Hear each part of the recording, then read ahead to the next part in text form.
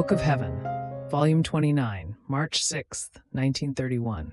How only Jesus was the author of her state of sufferings, and because they forced him to, he has permitted a pause.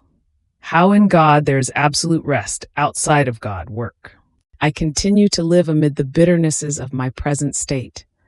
The thought that blessed Jesus is making scourges pour down, and that the peoples remain naked and starving, tortures me. And to think that my beloved and highest good Jesus has remained alone in his suffering, and I am no longer together with him in his pains, oh, how it torments me. It seems to me that Jesus is all attention over me so as not to let me fall into sufferings as before. Even more, he hides all the pains within himself to leave me free. And in seeing me afflicted, it seems to me that his intense love makes him put his pains aside to pay attention to my affliction. And he says to me, "Good daughter, my daughter, courage. Your Jesus still loves you. In nothing has my love for you decreased. And this, because it was not you who refused me the suffering.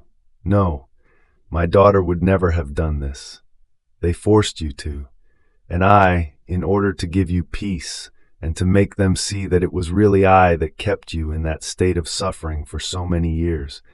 It was neither illness nor any other natural cause, but my paternal goodness that wanted to have one who would make up for my pains on earth, and these for the good of all.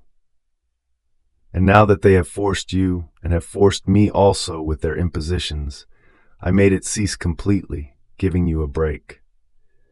This says in clear notes that only your Jesus was the author of your state, but I cannot hide my sorrow. It is so great that I can say that in the whole history of the world, I have never received a similar sorrow from creatures.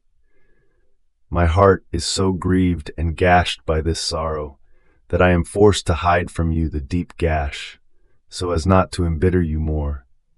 And then, to see the indifference of some, and you know who they are, as if they had done nothing to me, increases my sorrow, and they force my justice to continue to pour the scourges.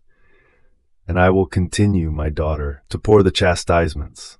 I told you this before, that if even just 1 month would pass of my keeping you suspended from your state of suffering, they will hear and see how many chastisements will pour down over the face of the earth.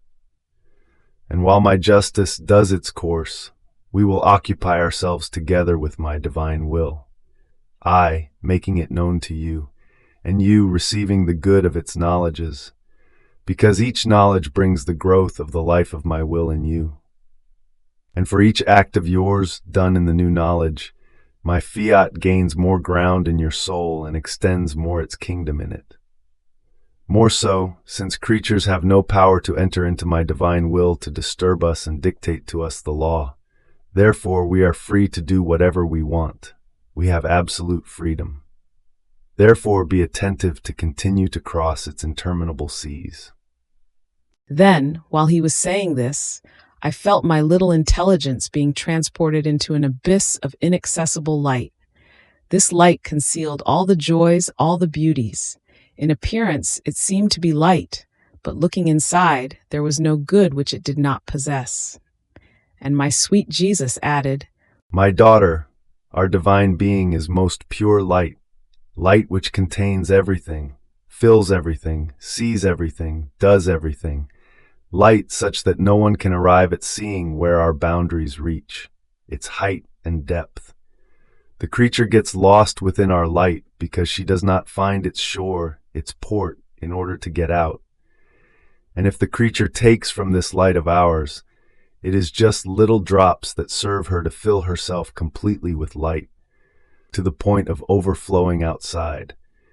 But our light does not decrease because the creature has taken from our own, but is replaced instantly by the resurrective virtue of our light.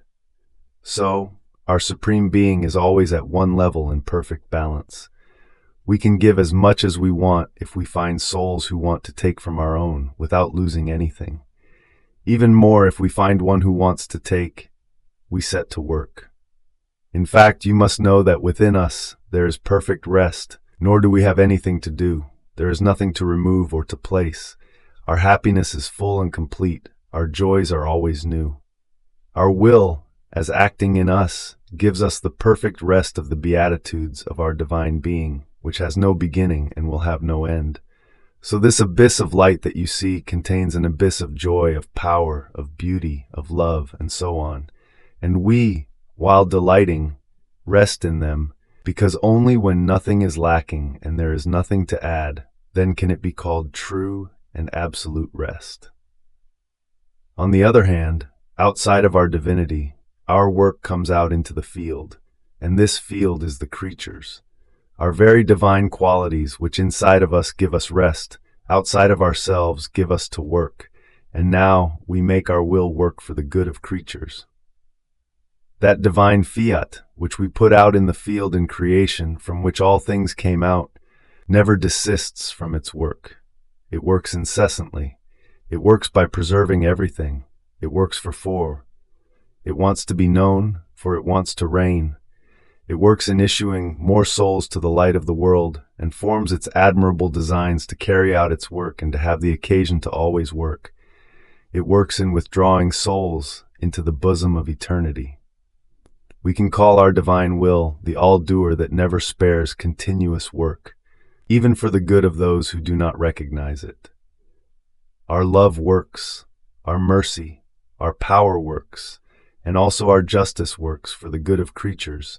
Otherwise, our supreme being would not be a balanced and perfect being, but would show weaknesses if our justice were put aside, leaving it aside when there is all the reason for it to do its punishing course.